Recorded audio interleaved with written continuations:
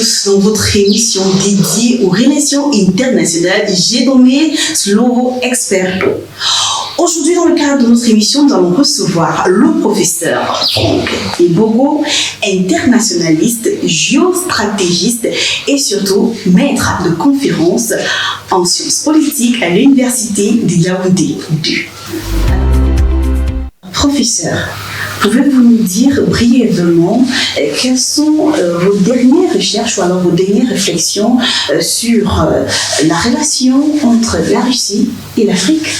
Écoutez, ces 5 dernières années, j'ai été appelé à mener un certain nombre de recherches sur la coopération entre la Russie et le continent africain.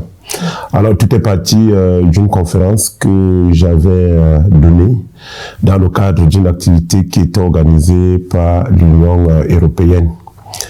Et au cours de cette conférence, j'avais présenté un papier sur le Chapawa, qui est une nouvelle forme d'influence développée par les États, notamment comme la Chine ou encore la Russie.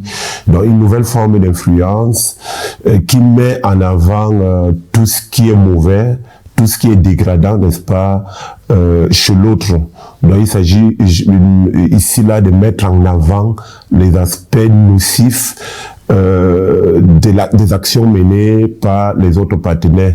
Et donc tout ce qui peut dégrader cette image-là et finalement jouer ou avoir une influence négative auprès de l'opinion.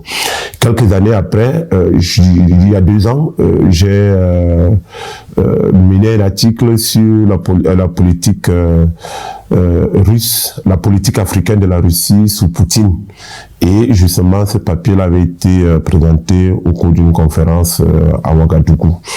Donc, c'est quand même 5 années de recherche sur les relations entre la Russie et le continent africain, en relation évidemment avec la concurrence que la Chine et la Russie mènent par rapport aux puissances occidentales. Selon vous, professeur, quelle est cette vision que la Russie a concernant ces différentes coopérations avec les pays africains? Alors, il faut dire que cette vision-là n'est pas statique, elle n'est pas fixiste ou figée, elle a évolué dans le temps. Alors, si on peut faire une rapide topique historique pour dire que dès les années 60, la Russie a été un grand partenaire des États africains dans la compétition qu'elle se livrait avec le bloc occidental. À l'époque, on parlait de l'URSS. L'URSS a soutenu beaucoup de mouvements indépendantistes en Afrique, que ce soit en Angola, ou en Namibie, un peu partout, au Togo et autres. Et ces pays-là sont arrivés à l'indépendance, aux indépendances. Certains même ont adopté l'idéologie socialiste.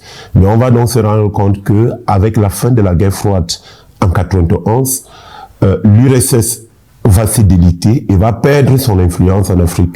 Donc c'est la période de Boris Eltsine où la plupart des ambassades de l'URSS en Afrique vont fermer. L'URSS va également réduire ses appuis financiers en direction de un certain nombre de pays africains. Donc c'est véritablement à partir de 99, avec l'arrivée au pouvoir de Poutine, qu'on a un repositionnement de la Russie en Afrique. D'abord au niveau de l'Afrique du Nord, parce que la coopération à partir du début des années 2000 sera intense avec les pays du Maghreb et l'Égypte, et de l'autre côté avec l'Afrique du Sud.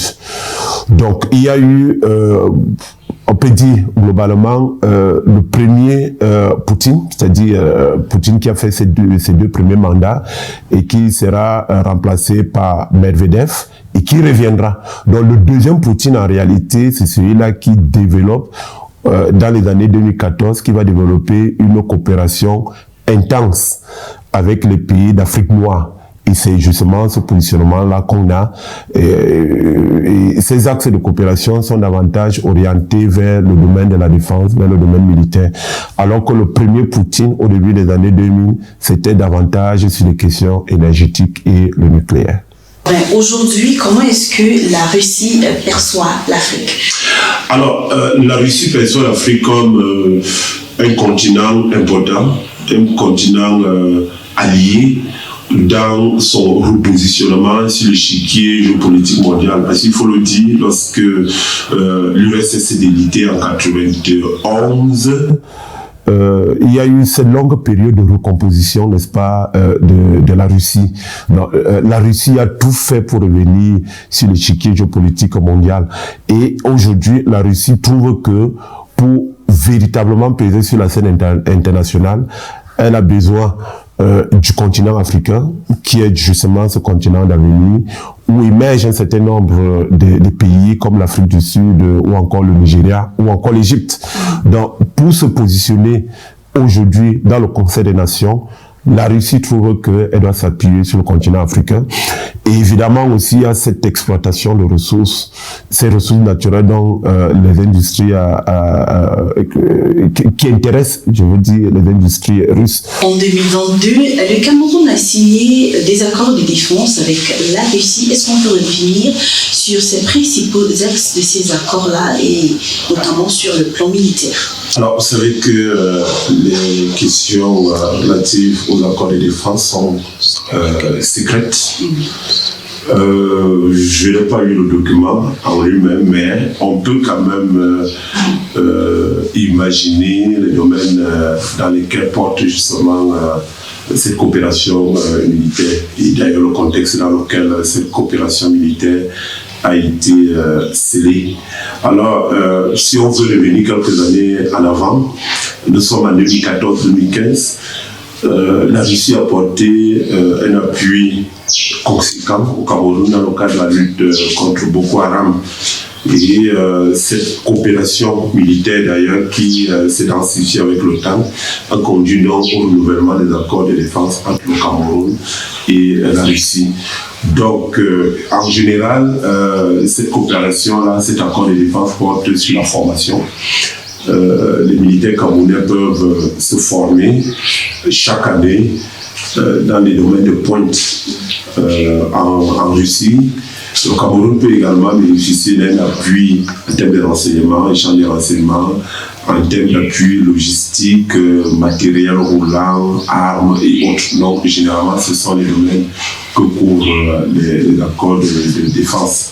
Donc, en général, ce sont ces domaines-là, mais il faut mettre de côté ce que généralement on pense à ce qu'on va appeler dans notre jargon l'assistance mutuelle. Ça a été enlevé dans la plupart de ces accords, dans le sens que si un pays est attaqué, l'autre vient immédiatement à sa défense. Non. Ces accords-là n'incluent plus cette clause qui a longtemps existé dans les accords de défense, notamment les accords de défense entre le Cameroun et la France, qui stipulait effectivement que si la France attaque, le Cameroun peut venir à sa défense. Vous voyez l'appel de Gaulle à une direction des États, des pays africains. Et donc, avec la Russie, on n'est plus à ce niveau-là, mais il s'agit des appuis dans tous les domaines, dans le cadre de la lutte, notamment contre les menaces asymétriques. Alors, hormis le plan militaire, est-ce qu'on peut avoir d'autres exemples concrets d'initiatives, notamment sur le plan culturel, éducatif, social? Alors, je n'ai pas beaucoup travaillé dans les autres domaines par rapport à ma formation, mais généralement, lorsqu'on parle des accords de coopération, c'est d'abord des accords de coopération dans le domaine culturel. Dans les années 60, l'URSS brassait beaucoup d'étudiants africains. C'était même l'une des premières directions des États africains. Il y a même une université qui a été consacrée à Lumumba, en URSS. La plupart des étudiants africains étudiaient justement en URSS.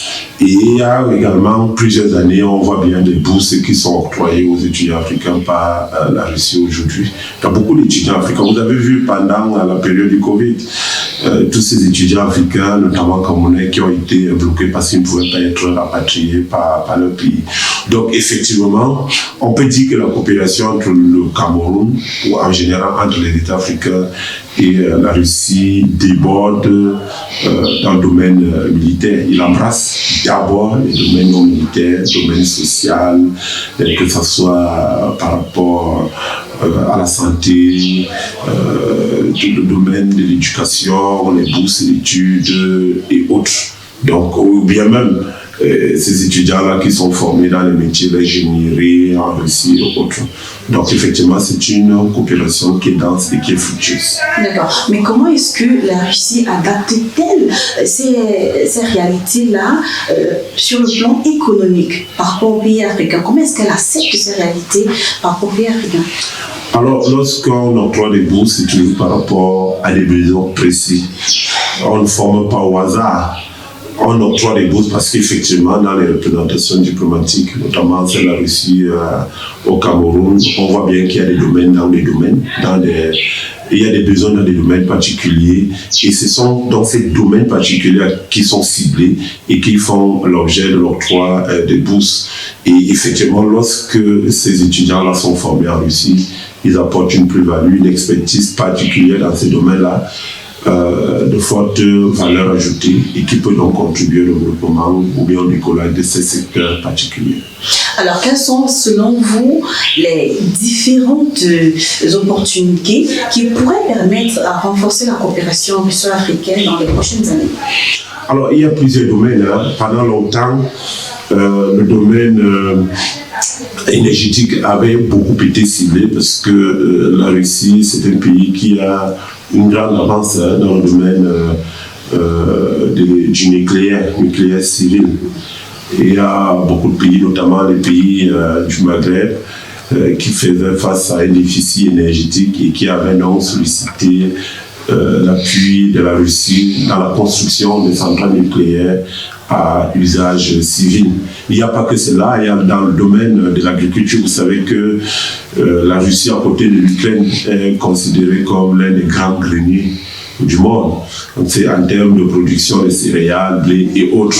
Donc effectivement, on peut bénéficier de l'expertise et de l'expérience de la Russie dans ce domaine-là, dans la formation, dans le domaine agroalimentaire, dans les domaines agronomiques et autres. Donc effectivement, ce sont des domaines qui peuvent constituer des opportunités pour les États comme les nôtres dans leur marche vers le développement.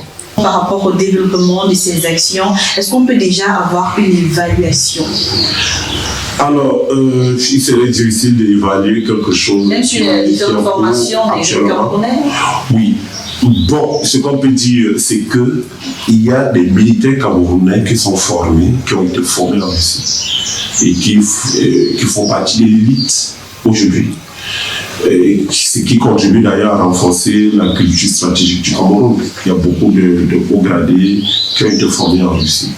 Vous avez des étudiants camerounais qui ont été formés, les ingénieurs principalement, qui ont été formés en Russie. Donc on peut dire que effectivement c'est quelque chose de probant.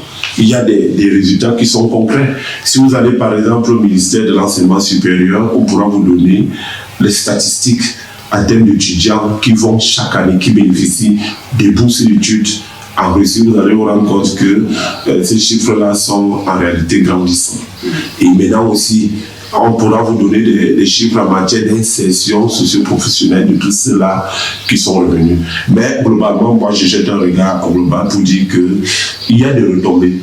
Il y a des retombées, on a des frères, on a des amis qui ont étudié en Chine et en Russie, autant pour moi, qui sont revenus et qui mènent, qui ont monté des projets là et des projets qui marchent. C'est donc à encourager. C'est encourager. Il ne faut pas s'enfermer, comme je l'ai dit, il ne faut pas s'enfermer dans les carcans d'un seul partenariat dans ce domaine-là. Il faut toujours multiplier parce que la Russie nous apporte ce qu'on ne retrouve pas nécessairement auprès des autres États. Sur cette recommandation, merci à vous, professeur, d'avoir accepté de nous étayer sur cette coopération entre la Russie et l'Afrique, notamment le Cameroun. C'est un réel plaisir de vous avoir eu sur ce plateau. Alors, le plaisir est partagé. J'ai passé un bon moment de télévision avec vous. Merci beaucoup.